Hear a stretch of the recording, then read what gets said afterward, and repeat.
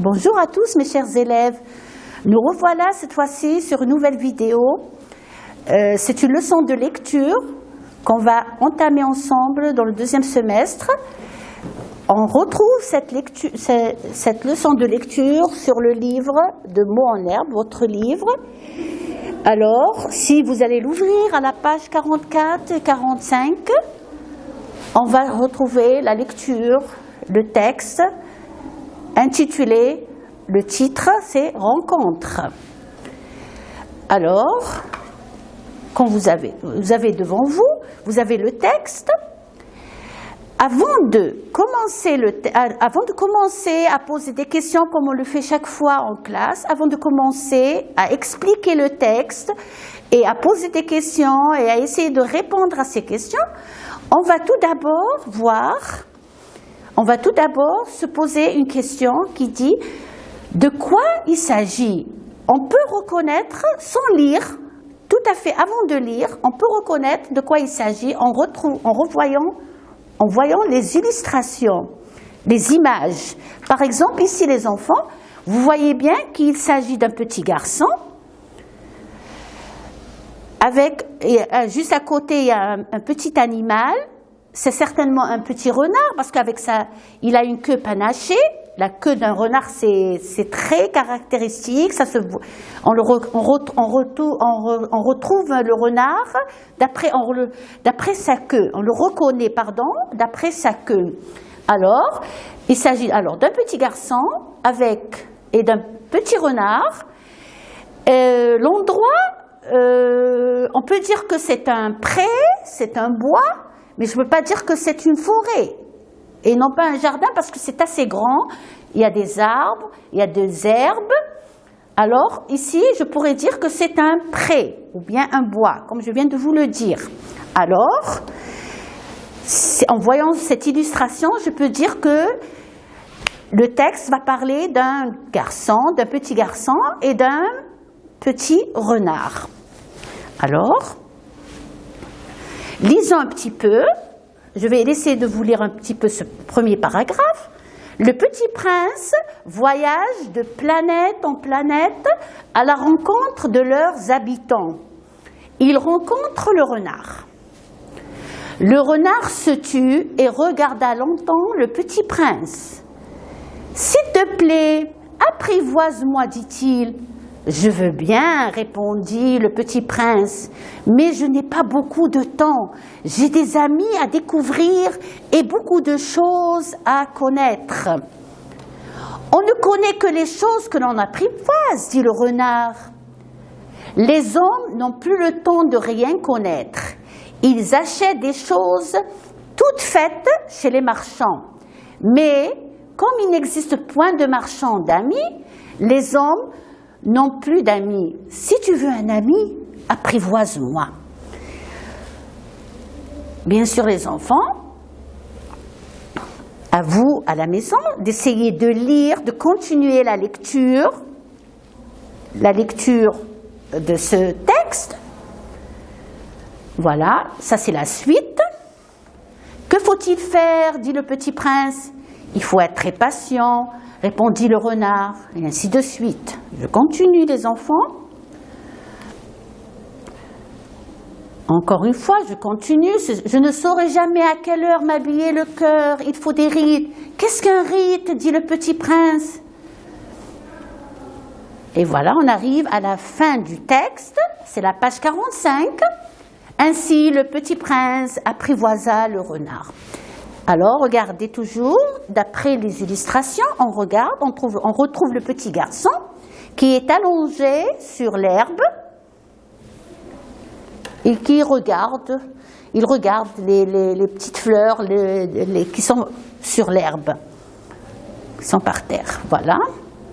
Alors, maintenant les enfants, regardez, toujours, avant de commencer à lire, lisez avec vos yeux. Vous pouvez lire avec vos yeux le titre du texte, vous le saurez, comme on l'avait dit que c'est « Rencontre ». Alors, en observant le texte, on peut dire que ce texte est un roman, les enfants, parce qu'il raconte une histoire. C'est un texte narratif qui raconte une histoire.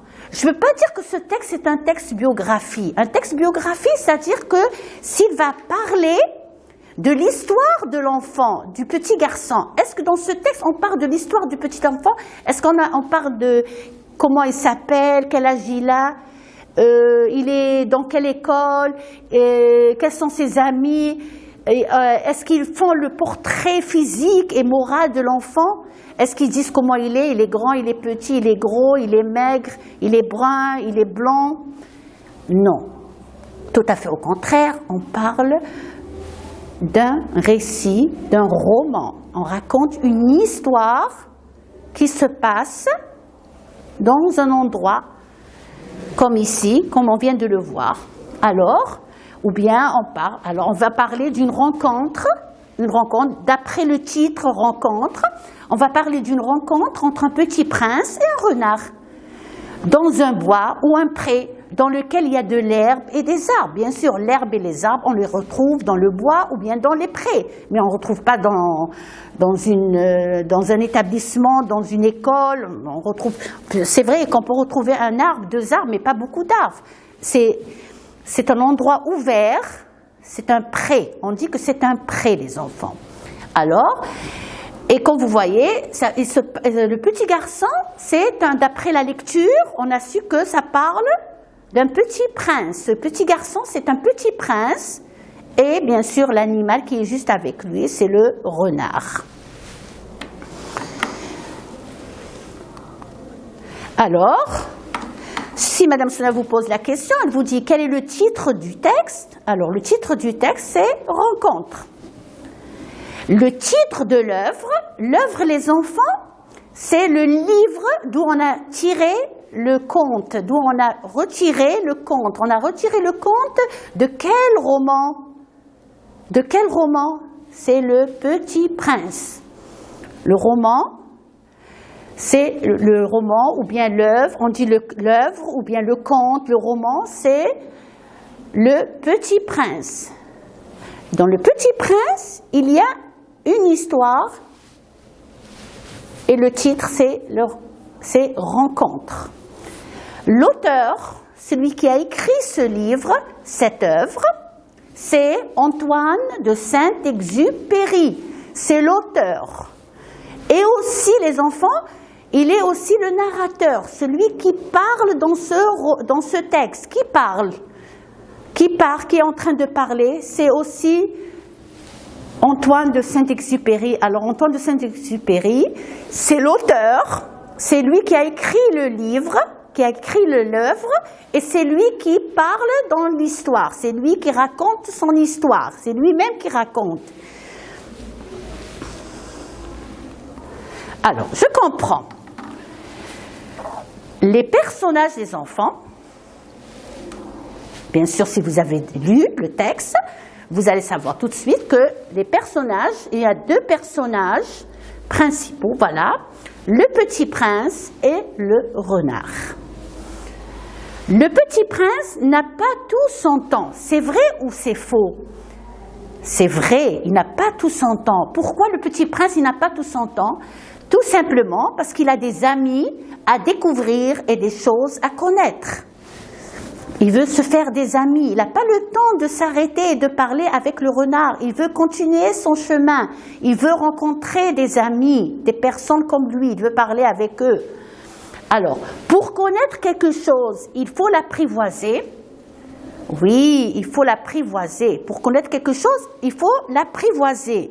On ne peut pas connaître quelque chose sans l'apprivoiser. Le rite permet de ne pas s'ennuyer. C'est-à-dire que le jour, il sera différent des autres jours.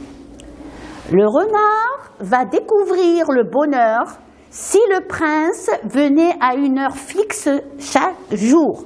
C'est-à-dire que le renard, il va être heureux, il va être content quand il va s'habituer à rencontrer chaque jour à la même heure le petit prince. C'est-à-dire si aujourd'hui, demain par exemple, il va venir à 4 heures, Le surlendemain, il va venir aussi à 4 heures et ainsi de suite. À chaque jour, à une heure fixe, il vient. Alors là, le renard, il va être très content, il va être très heureux parce qu'il sait qu'il est en train d'attendre quelqu'un de très cher qui va venir et qui va être ami avec lui. Il va pouvoir s'amuser avec lui, jouer avec lui. Le renard est heureux alors d'avoir été apprivoisé, même s'il va pleurer. Pourquoi? Pourquoi malgré ça, il va être heureux. Il est toujours heureux, mais même s'il va pleurer, parce qu'il a gagné un ami. À la fin du texte, on va savoir que ce renard, il a gagné un ami qui est le petit prince. Il est devenu son ami. Et il ne va jamais l'oublier, même si ce petit prince, il va partir, il va aller ailleurs pour rencontrer d'autres amis. Le renard ne va pas l'oublier. Il va toujours se souvenir de lui et il va être toujours heureux parce qu'il a pu avoir un nouveau ami qui est le petit prince. Le sens des mots. Alors, suivez avec moi pour le sens des mots. C'est en connaissant le sens des mots qu'on peut comprendre le texte. Se tue, c'est le verbe se taire. C'est-à-dire, arrêtez de parler, cessez. Quand Madame Sonia, elle vous dit, taisez-vous, cessez de parler. Taisez-vous, c'est le verbe se taire.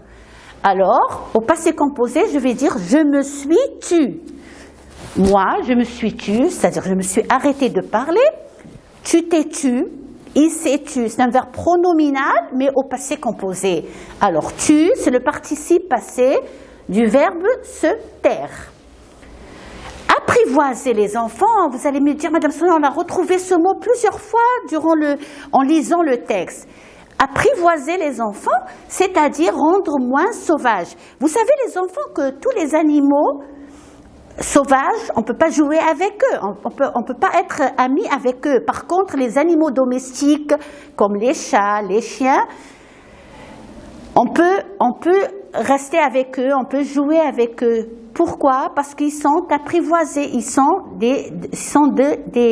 on s'est habitué, ils ne sont pas sauvages, c'est-à-dire ils sont plus gentils, ils sont plus calmes. Par contre, les animaux sauvages, on ne peut pas jouer avec eux comme ça du début. Non, il faut les apprivoiser, c'est-à-dire les rendre plus sages, plus gentils, voilà, rendre moins sauvages, être plus sociables et être doux et créer des liens et être amis, créer des liens. Alors apprivoiser quelqu'un, c'est-à-dire devenir ami avec lui.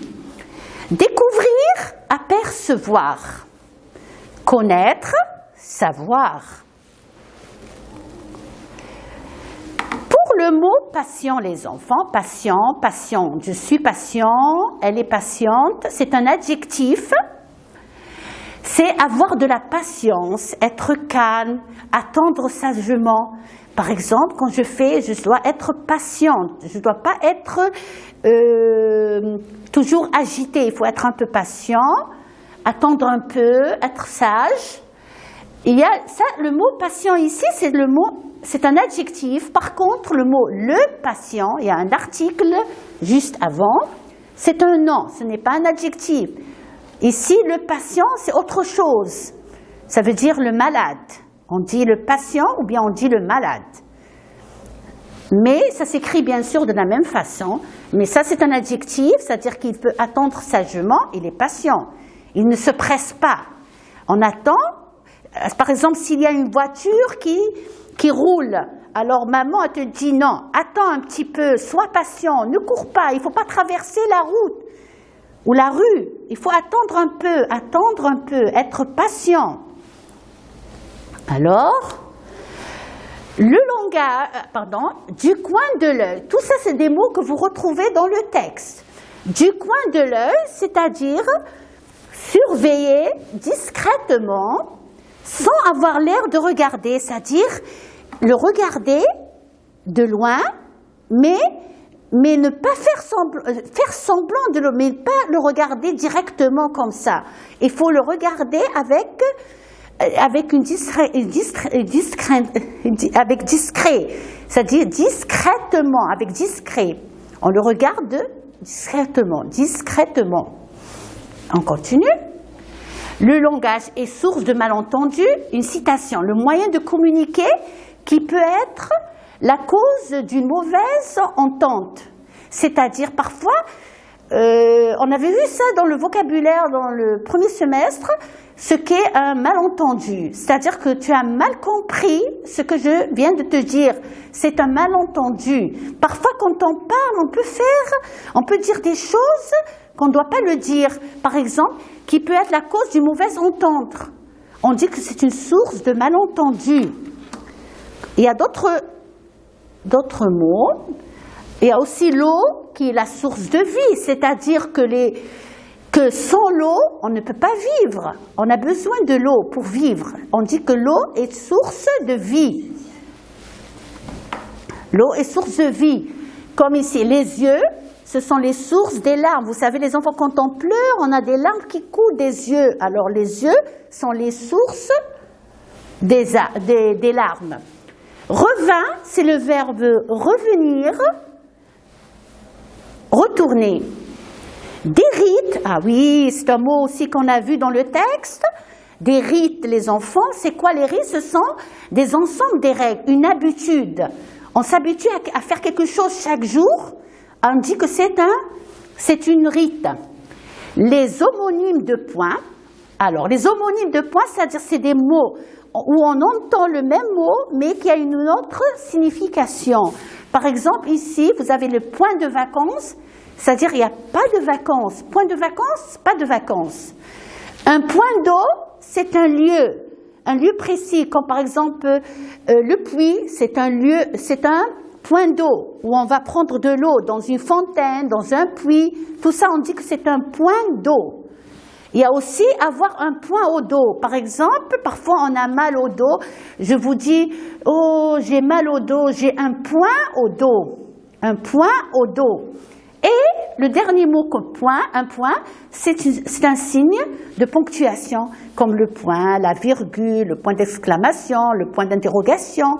Tout ça, ce sont des points, ce sont des signes de ponctuation.